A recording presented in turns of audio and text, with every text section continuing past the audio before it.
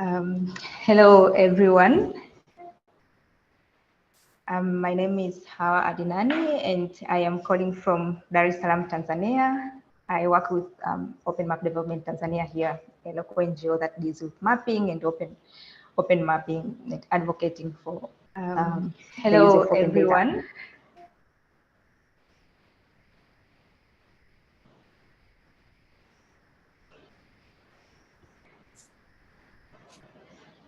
Can you all hear me well?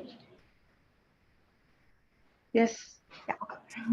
Okay, so I'll go directly into kind of introducing the community working group, which is like organizing this webinar. It's a group that is dedicated to support engagement of groups and contributors in OSM and open mapping and the use of tools to bring positive impact in the society and in the humanitarian sector.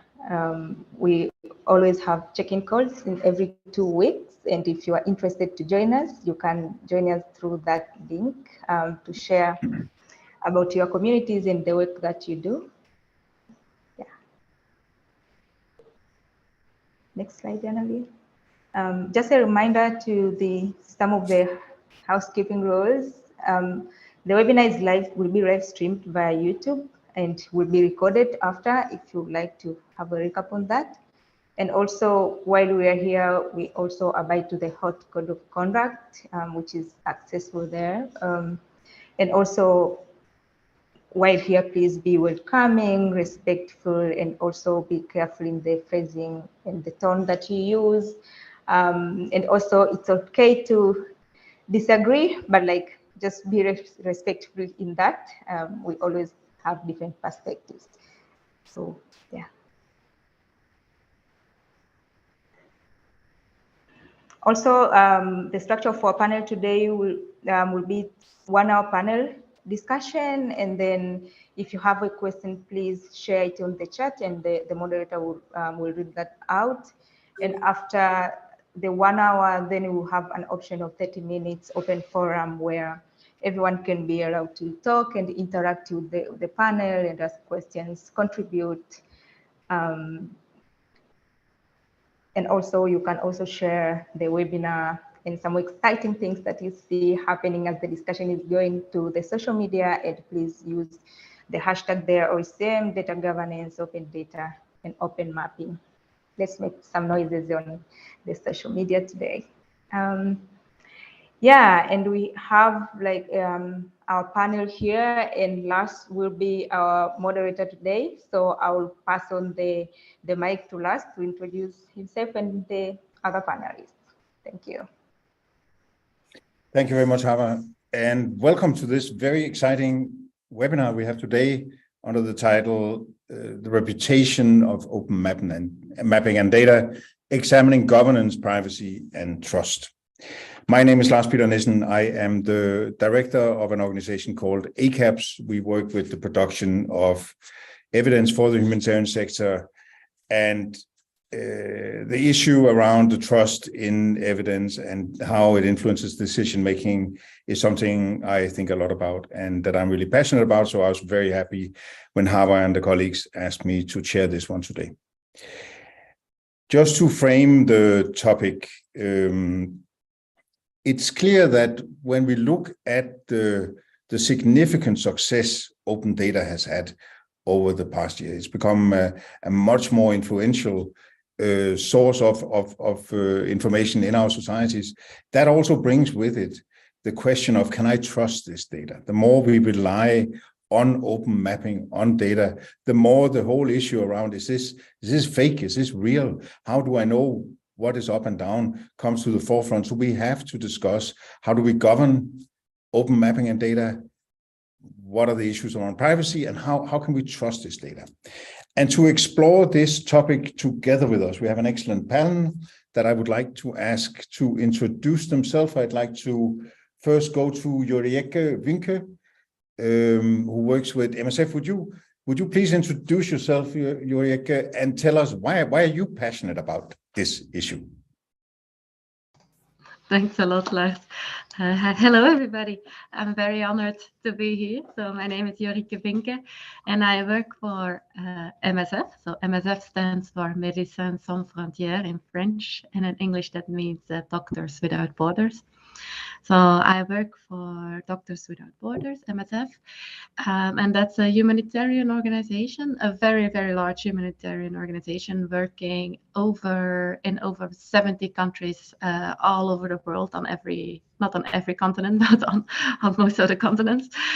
And so I'm responsible for the Missing Maps activities there. Well, my role is GIS and Missing Maps coordinator. And together with my colleague Jana, who is around here as well, I think we are coordinating all Missing Maps activities within MSF. And as well, so the other side would be really helping our colleagues, and mostly our epidemiologists and public health colleagues, helping to work with the open data that we basically, open geographical data that we create through the Missing Maps project. So I support directly as well, mostly our epidemiologists working with medical data on that side. I think I've been in the role for 6-ish years for now. I've been in the OpenStreetMap community for longer, for about 10 years, I think, even longer now. So I basically got started as a volunteer, contributing to the OpenStreetMap map, also because I really love the idea of how people are putting their own knowledge on the map, their own information communities on the map, and to share that with the wider community to make sure that this open data, actually, to come back to the topic of today, that the open data is available for all types of for companies, for organizations, for that it's available and accessible by everybody to do good, basically, with the data. So that's really where also my interest and it grows from really this initial idea of putting yourself on the map. I became also wider interested in the usage of data and more broader data than just the map data that we were creating. And I think I see clearly benefits of open data. I've seen a lot of benefits on open data. So I think definitely within our organization, you can definitely call me one of the open data advocates. So I guess I let it go with this. Great. Thank you so much, Jorike. Next, I'd like to ask Mohammed Salem to introduce himself. And Mohammed, tell us again, why are you passionate about this topic? Hi, Lars, thank you very much. And I feel also very happy to be this part of this panel.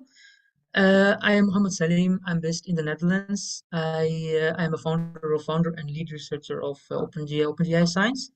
And what we do here is kind of consult and advise organizations on how to use data more ethically, like their customers' data or geographical data if they are using it. And like there are several organizations in the Netherlands and abroad that needs training with regards to that. So I organize those trainings first to advise them and then to organize those trainings. And besides that, OSM, OpenStreetMap, is kind of my passion. And I also do a lot of research on data ethics and OpenStreetMap data ethics and open data ethics.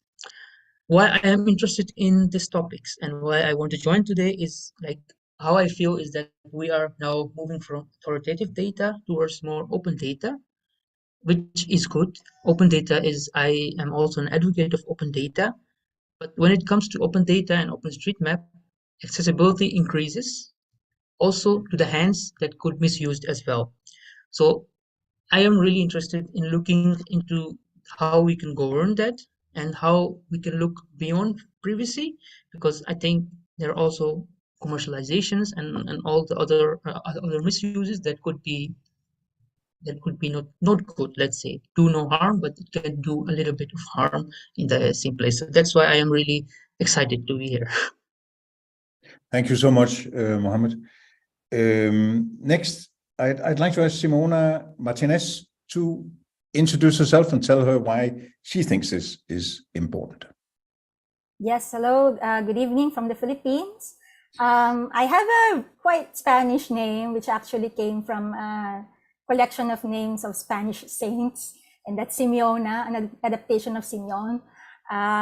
So my interest here, and I feel very privileged and fortunate to be part of this panel.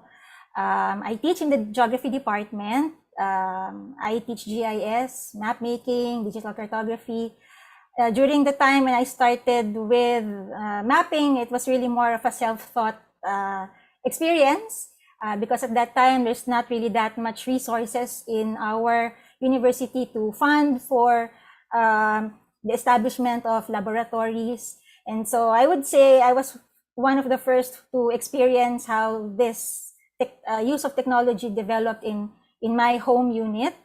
At the same time, I also come from a background of advocacy work. My first experience in mapping was working with anthropologists, social scientists, and the National Commission on Indigenous Peoples as a part of assisting local communities in the ancestral domain claim making and the titling process in many Indigenous Peoples areas in the Philippines. And so after that, I also studied remote sensing. And so when I was exposed to a broader set of technologies and geospatial tools, this is when I really got to appreciate that we really need to look at the intricate relationship of technology, of democracy, of citizen participation, and of community. And so that is where I would be coming from. And my interest in open data, of course, is because of, as you have all mentioned, the increasing role of open data in many areas of research, in many areas of policy making and decision making, most especially in the Philippines, because we're a country that is very prone to many disaster events. And OSM, HOT, these open mapping communities have done so much to help our humanitarian workers, a lot of projects in the Philippines in response to this persistent issue of distribution of resources, immediate response to disaster events. And so I really am also looking forward to learning more from the work of our colleagues here. And hopefully I would be able to do the same and share something that may also contribute to sharing of knowledge and experience of different communities all around the world with respect to the use of open data. Thank you very much. Thank you so much, Simeona. And finally, but by no means least, Mumbua Mutunga, coming in from Kenya. Please tell us. Hi, everyone. Go ahead. Hi, everyone. My name is Mumbua Mutunga. I am from Nairobi, Kenya. I am an R instructor with Applied AP and also a data scientist at SEMA Africa, which is the Center for Epidemiological Modeling and Analysis. So I did part of my master's in mapping accessibility of the rabies vaccine, the post-exposure prophylaxis. And so I am really privileged and happy to be part of this panel. So why is open data important to me is the potential that this open data has in the world of research, especially when it comes to outbreaks of diseases and even of epidemics. For example, you have all experienced what COVID has been able to do to us. And so when we have this open data, it means that we are more open to even doing comparisons and even being able to expand our skills, especially when it comes to data analysis. And that is what we at the Applied AP do. So we train in R and we teach epidemiologists on how to use data to impact knowledge and also to communicate information. Yeah, so I'm very happy to be here. Great, thank you very much. Now, we would like to kick this off by first sort of exploring a bit how open data is perceived in the different institutions and communities of practice that the panelists represent. And I'd like to start with Ulrike. You work with MSF. It's a huge organization. It's one of the big humanitarian networks we have. You make incredibly important decisions for millions and millions of dollars. How is you say you're very open for you like open data, but inside MSF, how is it perceived? Is it used? What do people think? So yes, I first of all want to say it's a large organization, so I will not be able to represent all opinions and visions here, but I can share you my experiences that I've seen. So it's in general, we use all the data that we can get. We work in a lot of difficult environments where there is not a lot of data available in a lot of contexts, not a lot of data, not a lot of good data.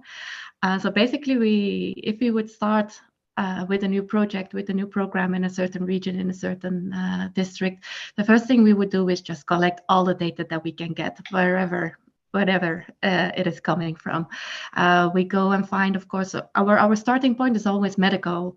It's always, I mean, we always deliver medical aid, so it's really the information where we start to look from as well. So we start with information from local ministries of health, with local authorities, from local community groups, from local, but as well like other international groups who are working in the area. So it's really a data collection from zero. Of course, then there is always the search to what data is interesting and is of quality that we need. And I think we trust a lot on again on the local insights that we get from being on the ground, from being in this region. So I think these are really our authoritative decision makers if it comes about the usefulness of the data that we use. And of course, it depends a bit on the case that we are using the data for. Like in some situations, it must be that the data is the exact truth. We basically need 100% sure that it is the truth. In other situations, it might be that an approximate estimation is good enough. For example, if we want to do, if we would want to do a vaccination campaign in a certain region, we would need to have population numbers. So population numbers are often hard to get information. But for example, in this example of the vaccination campaign, an approximate number might be good enough. We don't necessarily need census data to know like how many people live exactly in these situations. So it depends a bit on the activity, what quality of data we would need. Can I ask, because when I hear you talking, it also sounds like the default setting almost is we'll take whatever we can get because we need basically, there's so many information gaps. And so there's not a lot of skepticism. Would you say that open data is generally trusted in MSF? There is a lot of skepticism, but I would say in generally it is rather trusted. It is rather trusted. Yeah. It's a base. I would not say that we would take it for granted for truth, but it's definitely a base to start from. So we would have some information, but we would then also often set up our own data collection. So data collection in terms of surveillance of diseases, in terms of understanding populations, how they're moving, how they're both qualitative, quantitative data collection to understand populations better. Thank you very much.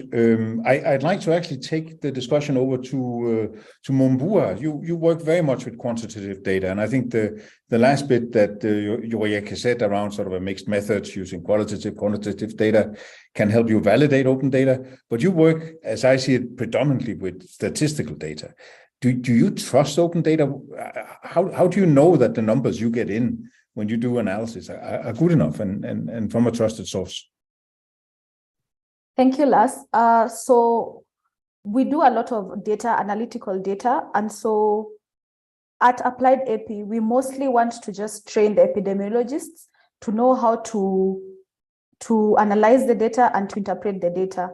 Now, once we get the data, for example, give an example of COVID-19 data. Now, if you remember very well during the pandemic, so we used to get data from very many sources. And so it was up to us to pick that data, analyze, and see how well it compares to the rest of the data sets. So for example, if I get a data set from Nairobi, from WHO, then it was up to us again to pick from another website, say Johns Hopkins, and say how well it compares, and then If you do it the first, the second, and third times, and they compare, then you can trust that data. Yeah. Okay. Maybe a bit the same question for, or maybe the opposite question actually for Simeona. You are a professor at university. What do you tell your students about what data not to trust? Oh, okay. So with university in the education sector, there's just a diverse array of uses of data, and most especially in our field, which is geographic analysis, that would be spatial data. In the Philippines, government institutions do publish, and so therefore they become open data. But usually the problem with these available open data, while of course we find them as reliable sources because they are from, say, the National Statistics Office, or what we call the Philippine Statistics Authority, they are the authorities in generating this data. Usually the problem with this is that the data requirement for research is cannot be satisfied with, say, for example, the level of aggregation of the data, where it's mostly national data sets that are available as open data, which means you're readily downloadable. They are in the format that you can readily use for analysis. Many of these would be at the national and very general scale. Many of the research, however, focus on more localized patterns, more localized problems. And, in university, it's not just research that we do, or say exercises or laboratory works, but we also engage a lot with what we call extension work or public service, where we engage with local communities, provide them technical assistance, provide them access to some data that they are not able to, readily access from other national level or regional level government offices. And so with this kind of work, which is quite diverse and very different kinds of applications, one of the issues with open data that would come from the state are the timeliness, or even the being up to date, because not all of these data are also being updated on a regular basis. And so therefore that also pretty much affects the reliability of and consistency of the data. So in that sense, what we have, we find ourselves in a situation where, as Eureka has mentioned, what's available out there we will get, and then we assess based on our needs which ones of these would suit our purposes. So it's really more of the concern of the availability of data, because once it's not available, and we find that this is also where OSM, for example, and there's a very large community of OSM users and also OSM contributors in the Philippines. And this is actually where the gap is being addressed. They have pretty much assisted research, and also not just research, even the local governments when they need data for planning. OSM is increasingly becoming more and more useful and appreciated by the local governments, local organizations, because of the readily availability. On the other hand, if, of course, there are also skepticisms around OSM, for example, and I've personally witnessed this in some of the meetings that we've had in several years that we're working with some local government units. However, increasingly, because the first response is more like, we're also generating our own data at the local level. So, but then you have also OSM, and then so is it like more of a, redundancy in the data? Is it our efforts being replicated by other volunteers? But really, if we think about it, and increasingly, many of these LGUs have also come to realize that in their own technical and infrastructures, in their own offices, in their own agencies, the availability of data and sharing data is not that, it doesn't, there's not enough resources that would enable the quick sharing of data, even among local government units. And so if you have something like this, like an OSM, where of course they can contribute data, and that's also what we as educational institutions are also facilitating that OSM and the local government units collaborate so that their local data can also be provided and inputted in OSM. So it's really now more working towards collaborating, both at the national and both at the local levels. So there is trust, and it takes years to build this trust. And really the appreciation is more of having to use this in different applications. And that this is when many stakeholders would then realize that open data is important because it addresses a lot of the gaps and the need to fill in the gaps for the ready data being or needing to be readily available.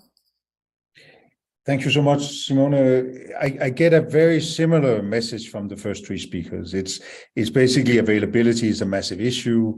If it's there, we tend to use it. And over time, we build trust with the different data providers and begin to understand what is in the data. I'd like to ask you, Mohammed, does that reflect your experience? You work with a lot of different organizations, advising them on these issues.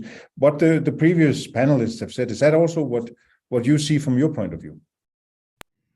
Yeah, thank you. What I think is it's the trust of data that really depends on the context, and it really depends on the region as well. So in the Netherlands, where the open data or OpenStreetMap is really connected to the cadastral, people and organizations really easily trust OpenStreetMap more than as compared to when it goes to Global South, for instance. The reason is that OpenStreetMap is easy to download. It's available in different QGIS, ArcGIS softwares that they can just use it and then apply for it.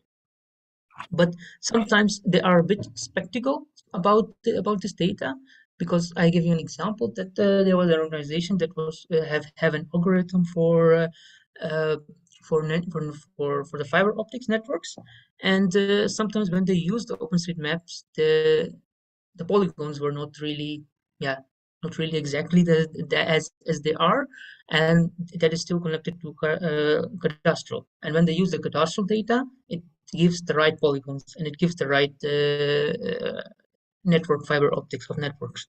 So it really depends and where the situation is.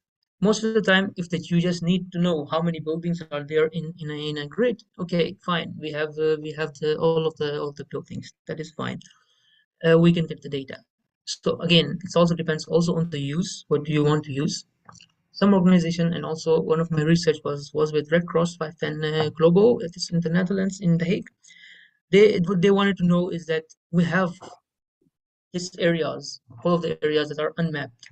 Where should we look first before the disaster occurs, before an event occurs? So they developed, and I developed with them the certain type of metrics, so that, okay, they can look it up in that lens, and then to say, okay, here we want to have the data, but what is the purpose of data? That we need to also focus on, like tags. The OpenStreetMap needs tags, that hospital tags, or which building it is. So these are some of the examples that we use. And sometimes there is no data in some places, and according to my experience, it's better that way. In some areas we can discuss about that. I know a lot of people would disagree on that, but I think that there are some places that it's better not to have open data as compared to have the data available. Great, thank you very much, Mom. Based on these initial reactions, I'd like to ask the panel, maybe beginning with Mumbua, what are some of the strategies we can use to, even though we have an overall, I think, fairly high level of trust in open data, what are some of the strategies you use to build more trust, to be more sure that you have quality data, that you govern the data in a sense, that you use better? What are some of your strategies in your daily work?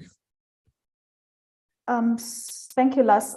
Some of the strategies that we use is, number one, we need to acknowledge that the fact that this data is free.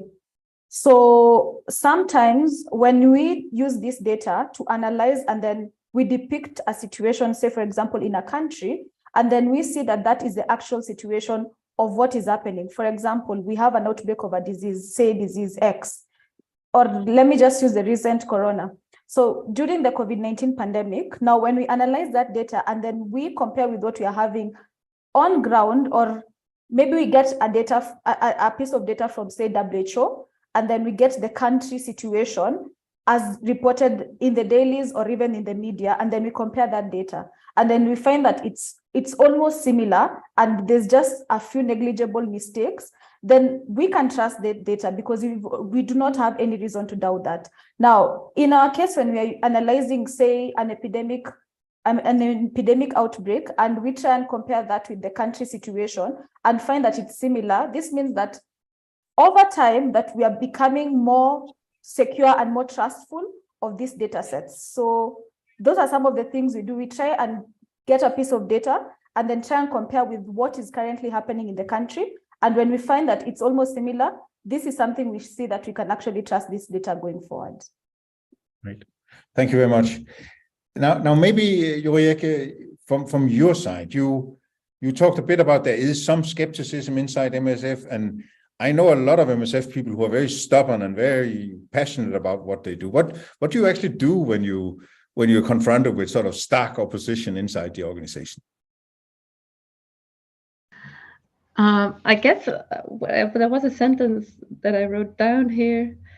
I guess it comes with the level of trust and the level of faith that people have in where the data is coming from, and it's often based on personal connections, personal experiences. I think that people have, like, I'm very glad to see Mumbua here, and I know she's working part of the applied epi community, and it's super nice that you're here because some of my colleagues are also part. We should have definitely some people in common, but this makes to me like that Mumbua is automatically like a kind of on a higher trust level, if I can say that, and that if the things that she would if she would send me basically a data set, I would immediately give her a higher trust score as such.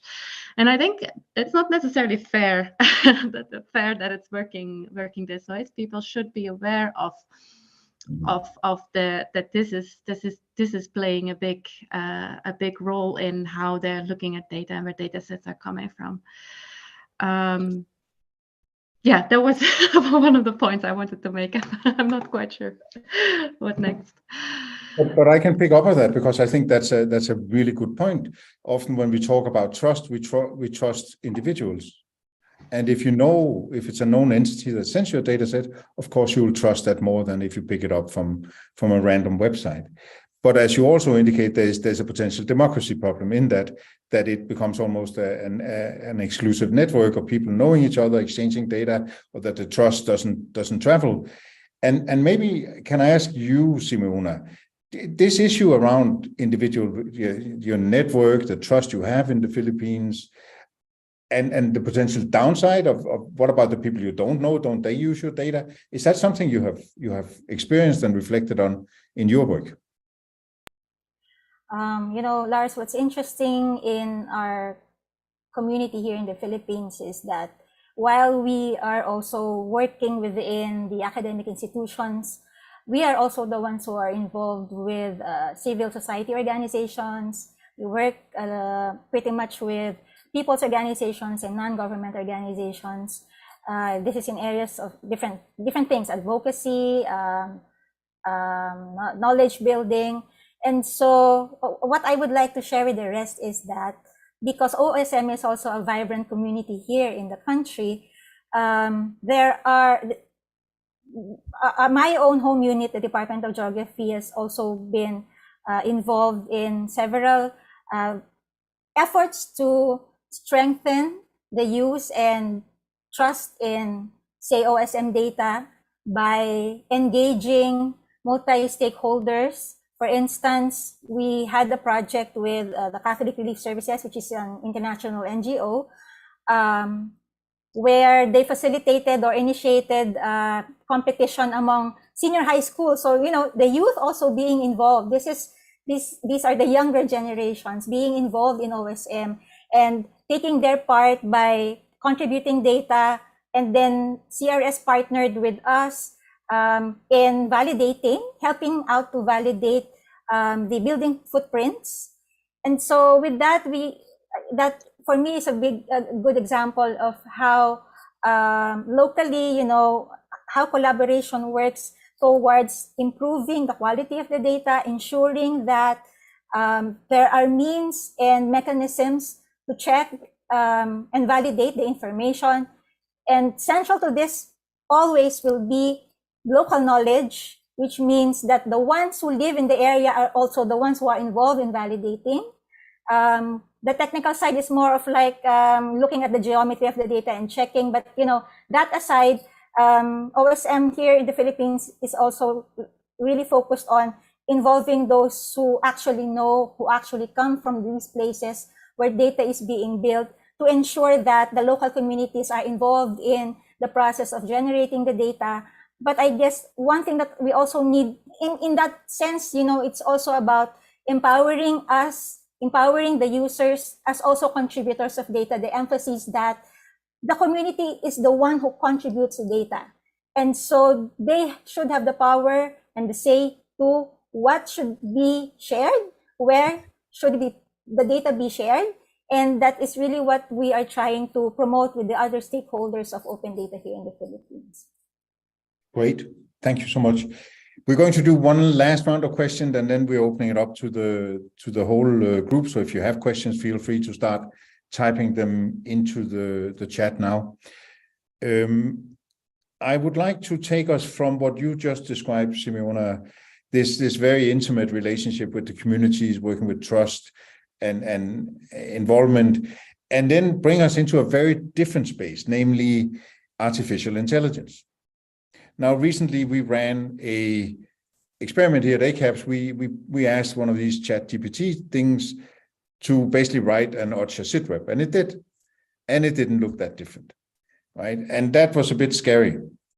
Now, we are in a situation where maybe within a year, or maybe already, I don't know, you can produce large data sets for literally no price, and they can look real, but they can be very fake, right? So potentially bad actors can flood the zone with data that skews the narrative or changes the information space we operate in. How does that affect what we have spoken about so far, where trust and personal relations and we know each other, and when I see the data a couple of times, it seems to be the same, it's okay. Does that change things? Mohammed? Yes, thank you. I really okay. So the AI would work like you tell something to AI and it will do it. It only understands numbers 0 and 0, 1, 0, 1. But if it's a human person that is mapping it, I think that is more, for my point of view, creates more value, more human value to it, rather than more technical value. AI, Facebook data as an example. I can give you an example. They're mapping with AI all the roads all around the world, and they're quite successful with that. And it's quite a very technically trustworthy project, but there are still, of course, a lot of missing points there. But with AI, you can produce data that has high technical and high trustworthy value that could have that. But is it ethical to produce that much amount of data? It will produce trust, not ethically trust. I'll give you one example. I was interviewing one person from a mapper. It's a very, very experienced mapper. He was saying that there was a time that they were mapping in Zimbabwe some informal mappings, informal areas. They decided not to map there. If there was an AI, they would map it. If they said we will not map that, because then the government actors wanted to know where the informal areas are, and they want to destroy that area and build something new that is expensive for like foreign tourists, and build like a expensive area for them, and that increases the inflation and everything, that causes a lot of things. As a human being, they interviewed, and then they said, no, we're not going to do with the data. We're not going to build any data. So when we see the OpenStreetMap, it's not trustworthy, because technically not trustworthy, because there's no data there, but you see the satellite image, there is a data there. Trust? No. Ethics? Yes. When it comes to AI, yes. Trustworthy? Ethics? I don't know. The tricky. That's, I think, my answer in short. Thank you very much, Mohammed. Excellent. Maybe you, Rieke. I mean, MSF works in places where conflict situations often, and Mohammed gave one example of how data could be abused by a government. You can see false narratives being promoted through AI-generated data. Is that something on your mind? Are you thinking about that as a risk? Ukraine is an example where something like that easily could happen. What's your thinking around AI and how it influences trust in open data? Well, I go back really to the more specific, to the mapping, open mapping data, because that's my domain. I think AI is so wide and there's so much to say for on every different domain. I think, Mohammed, it's really interesting what you have been saying. We do have as well these reflections, basically before we start any open mapping activities. So with missing maps, that's really always our goal, basically contributing to OpenStreetMap in places where we are working. So we always make the consideration of can we do this? Can we do this? In first instance, we think through questions about, is there a risk for our patients? Is there a risk for our staff? Is there a risk for, as well for the organization as such, a risk of access, for example, to a certain region? We also think about, is the data already available somewhere else? Who already has this information, this data, this already? Does it matter if we share more widely? Can it only do good? Can it do harm as well? So we make these reflections before every mapping project we do. So it's not myself who is deciding on it. It's literally the persons into the country, into the project that are deciding this, who are used to work with the context and know the context very well.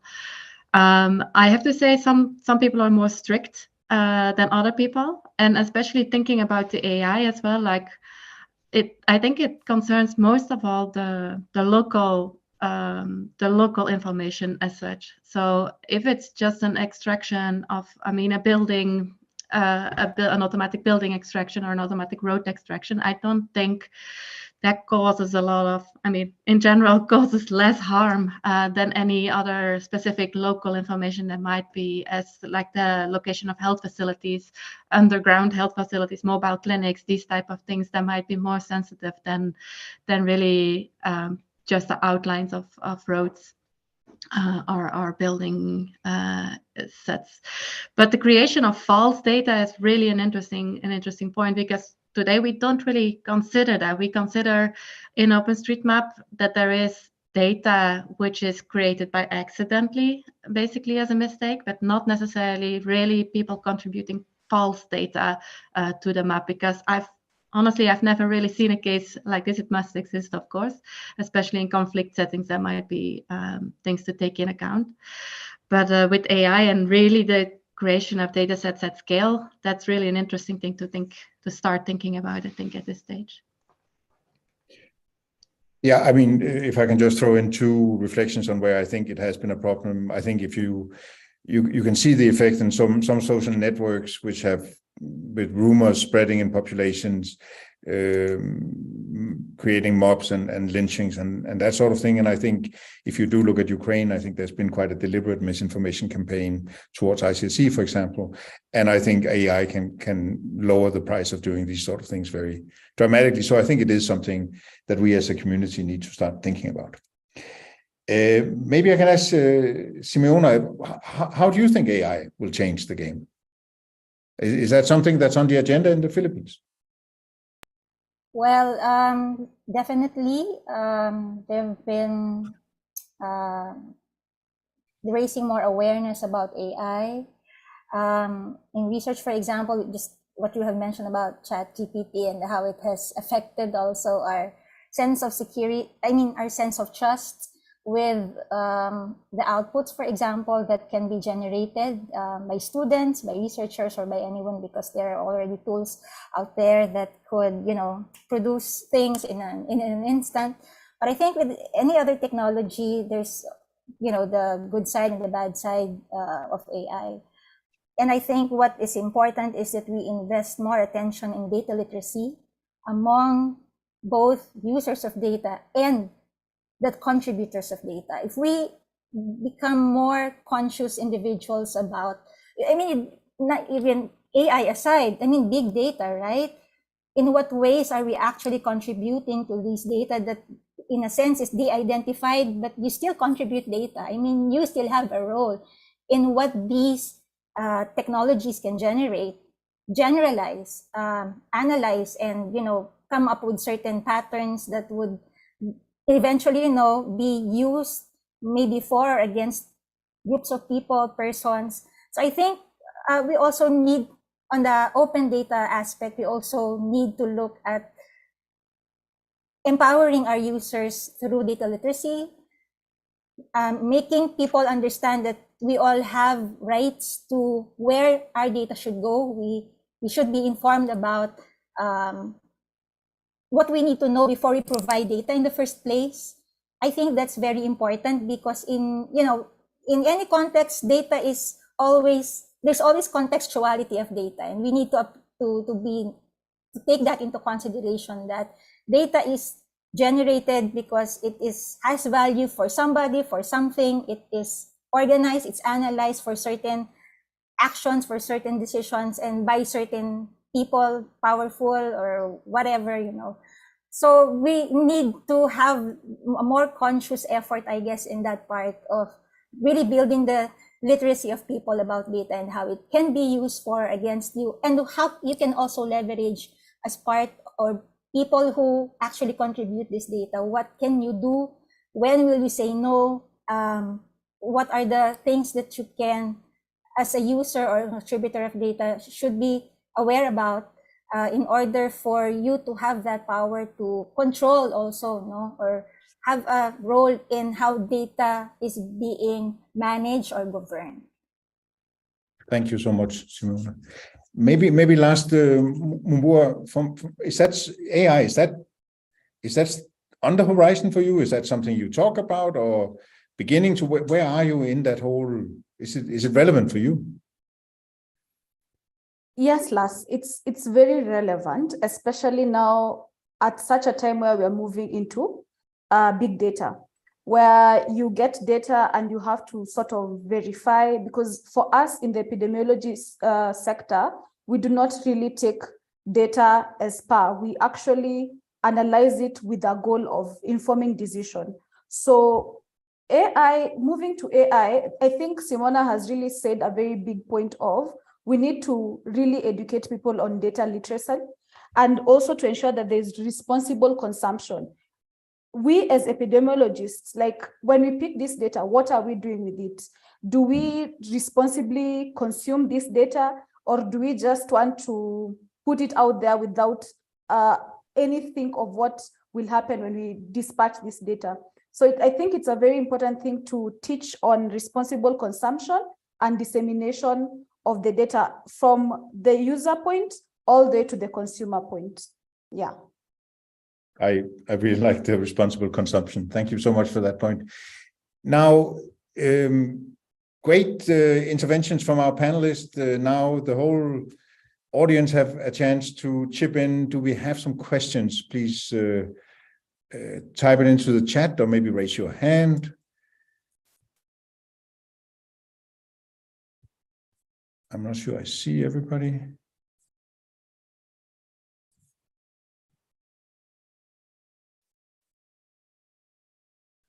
We have apparently 52 participants, but maybe they are AI bots just pretending to be there. There are no questions, at least so far.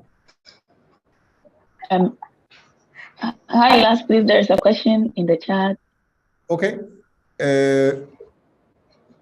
So the question is, what are things users need to be aware of when using open data? What are the rules of thumb to follow? And I'll throw that to Mohammed first, and then for the rest to chip in.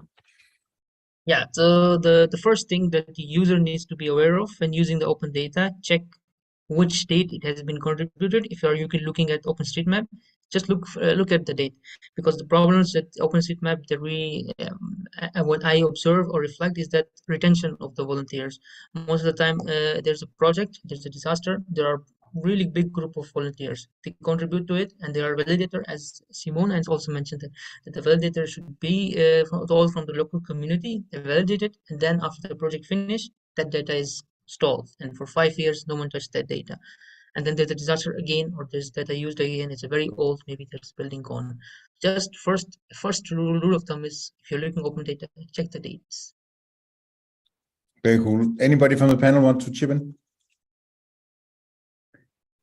Not. We have a second question here from Annalie. Do you think AI will be able to replace crowdsourced map data from satellite imagery? For example, creating, digitizing base maps. Is that something that you think AI will be able to do? Who wants to have a go?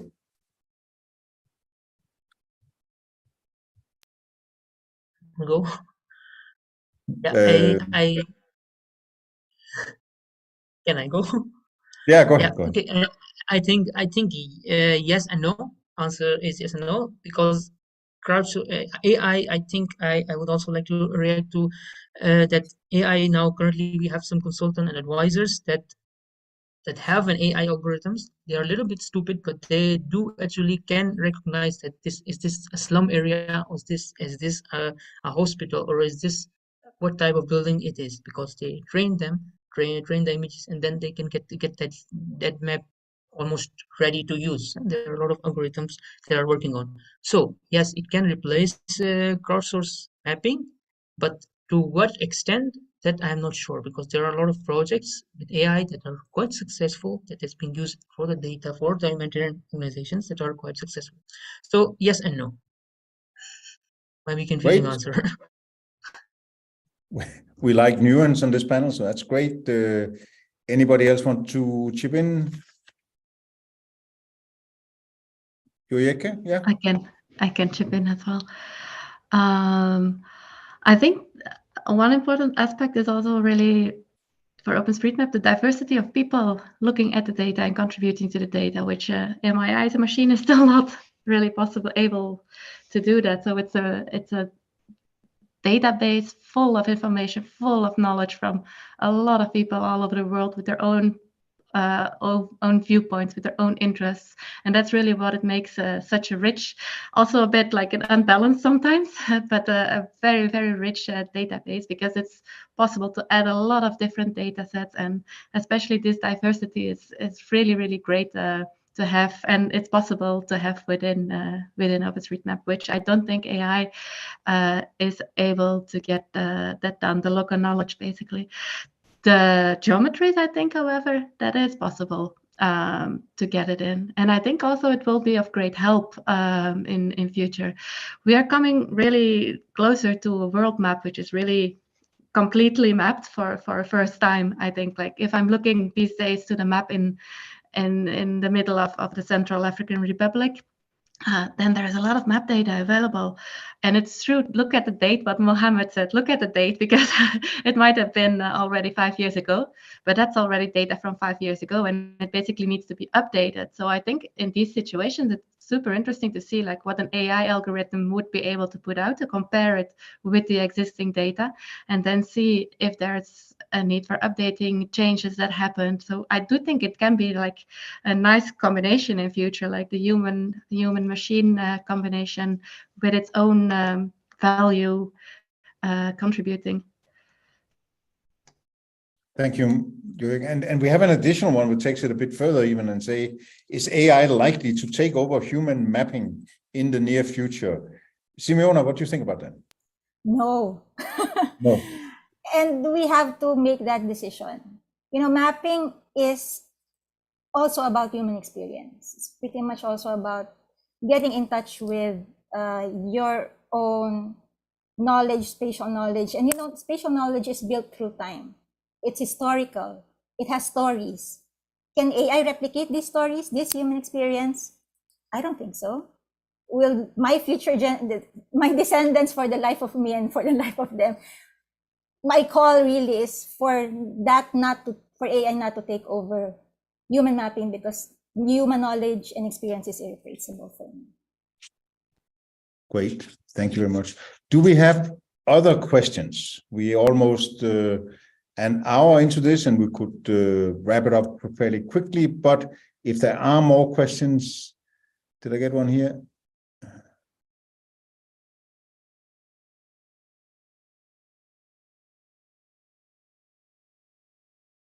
So there's a question from Kay. Increasing amounts of information requiring increasing technical resources, open data user information filter, that plays an important role in information that is finally available. So what are the issues you find in these new ways of producing data, indicators, objectives, interests, set of actors producing or manipulating data? So in a sense, we have an information overload, so we curate or we build indexes or we somehow manipulate the raw data. What are the implications around that editorial process? I hope I interpreted your question correctly, Kay, but that's how I read it. Mumbua, do you want to have a go at that? Yes, sure. I think if I understand this question correctly, is what type of regulations exist? So I'd say you are your only regulator, because if you get the data, you alone know what results you want to see. You alone know what are some of the things and or some of the analysis you'd like to see from a data. So will I say there are regulations? Open data, I don't think there are regulations. How you use it though is what sort of limits you. And if at all you are taking this data to inform decisions, you need to credit where you got this data from. So if I say that there are regulations, I won't say any, but it is very important to credit where you got the data from in your results and in your analysis. Yeah. Thank you. Thank you, Mumbua. Couldn't agree more, by the way. There's a very good question here on community power to determine what data can be shared and where data will be shared, and how we sort of add knowledge to local communities, if I read it correctly. How do we, in a sense, how do we avoid being people who just come in, extract data for our great humanitarian programs, MSF, and then leave again? Where is the agency of the populations we serve in terms of the data we extract? Joyeke, you want to go first, and then maybe, if you go first.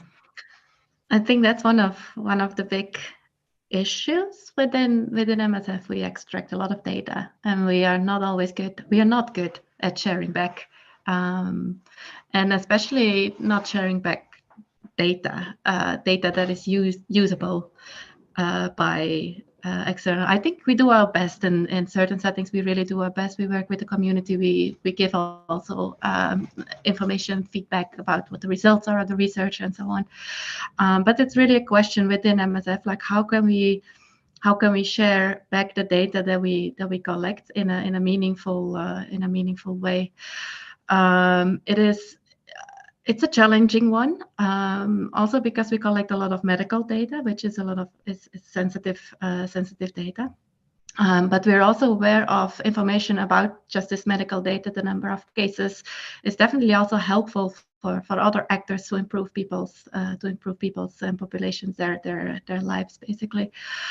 So it's really a big question. And one of the things is also, I mean, I think there are a couple of medical, so the medical confidentiality is one, which is important, and then also the do no harm is one which is always important to really think through. If we can, the data that we have, can we share it? If we're talking about cases of sexual violence, can we share the locations of people where they are living? If we're talking about geographical data linked with this. And then the other thing, which I don't think is always a good reason, is really just the burden that we would have by sharing this information. That it would feel like a burden for us, that it would feel like an extra activity. So then there is again like the fate that we basically that our people within MSF, our staff within MSF should have in the sharing of this data will actually cause some good effects in the population that we are collecting the data from. And I think with the missing maps, it's really the OpenStreetMap is really one of the examples that we try to really give back, and we try to build this global database. We do still have an internal MSF geographical database as well, but actually we're working with the West Africa Open Mapping Hub now. We're starting to work on a program which is called OSM in Residence, where we basically invite, we'll have an OpenStreetMap member from the West Africa Open Mapping Hub with the MSF GIS team to make sure that we can share the data that is not sensitive back onto OpenStreetMap to allow everybody to have access to their own data, basically. But it's a challenge. It's absolutely a challenge sharing back. Great, thank you so much for that answer. There's a question here around, do you think the concerns of who governs open data and OpenStreetMap in general sort of kind of creates a trust issue? Mohammed, is that something you see? Is a trust issue because of governance issues with OSM and open data? Yeah, I do think that, yeah, there's a saying in English, I think if I pronounce it right, or that there's the thing that is everybody's responsibilities, it's actually nobody's responsibility. So when someone sees, yeah, I have seen so many people that are using AI, for example. When I talk to them, I said, okay, you can use the OpenStreetMap data. They said, oh no, it's everywhere. It has a lot of tags, a lot of things. I cannot see that it's as a trustworthy. So there is a perception out there that says that, yeah, no one is governing it. No, authoritative data is more useful. But when there is no authoritative data at all, then people say, yeah, let's organize a mapathon. Let's already organize ourselves and do the mapathon there. And then when they create the data from their own hands, that organization, for example, 510 Global or maybe MSF as well, they trust that more. They say, okay, we built our data. We looked it up with the quality. We looked it up with our validator, with our local communities. Then it's trustworthy. But when it comes to I'm sitting in the Netherlands, I look up to data even from Italy. I would say, okay, maybe I will check my own quality metrics and try to see that whether this data is usable for me or it's usable not for me. In some cases, even in Italy, for example, where there's a lot of mapathons, a lot of state of maps going on, there's still data missing there because nothing happened there. So all depends on the attention given to that region, that this region needs to be mapped. And in short, in nutshell, yeah, no, the people do think that it creates the trust issues. Yes, because who governs it? No one governs it. There is no, as I think Momoa said, that it's not governed. No one governed it. So yeah, it does create it. Great, thank you very much. We have a question here from Walter saying that individual level sharing gives more trust, as we've talked about today. But what are the different institutions doing to share big data with other institutions and other end users? How are the institutions doing their bit in terms of sharing big data beyond the individual relationships that exist? Who would like to have a go at that? Simeone? I think to qualify data as big data, I mean, data, I would like to focus more on perhaps the identified data that's not necessarily really big, but more of in connection to individual level sharing versus institutional sharing. See, when we look at that area of sharing data, as Yorike has mentioned, there are data that you need to keep within an organization. But then what's clear is that data that has an impact on the public good and data that would have an impact on public safety, security, I guess in most countries, there are policies and laws that would cover these kinds of data because they are important to be open and shared. I guess that's clear among different countries in terms of their policies. So institutions need to share data that would concern that would be a public good and concerns the interest of the public. So based on that tenet, based on that vision, we also see in the Philippines, of course, research projects are also working along the efforts along the lines of sharing data more openly, with, of course, that responsibility of citing the source, because that also has an impact on the credibility and of the data, when it's shared outside of the institution. So it's I guess it should be, the attitude is to, when you have data that you have generated, so long as it's for the public's good and interest, it should be openly shared. Great, thank you very much. And maybe I can take off my moderator hat and say that when I look at the big humanitarian organizations, from my point of view as an information provider in the humanitarian sector, I think it's clear that they have increasingly realized not only how useful and powerful data is, but also how important it is for their position and their competitive advantage, if you want. And I think we should actually push to have the big organizations share more of their data. I think a lot of this data is collected with public money. I don't understand why it suddenly becomes the property of an individual UN agency or NGO. I think that's not good enough. Of course, we need to sort of protect privacy and security, but for the bulk of the information we collect, that could be made public available. But that was just a personal comment here towards the end of the discussion. I don't see any more questions, and it's 3:10. I know we're beginning to lose participants, but also a couple of panelists very soon. So I would like to wrap it up here and just say a big thank you to all of the panelists. It was an excellent discussion for your interventions. Thank you to the audience for your questions. I thought we managed to cover a lot of really interesting points in a fairly short time, and at least from my side, I've thoroughly enjoyed this. So thank you very much, and over to you, Hannah. Thank you so much, Lars, for moderating this, and thank you to the panelists for incredible discussion, and to the audience for the questions. So now I think if we want to keep on the conversation, we will share a feedback survey. It's already shared in the chat there, for us to keep on the conversation and keep talking about this, because it's a topic that it's really important and actually influences on how we advocate for the use of open data and OSCM in general. So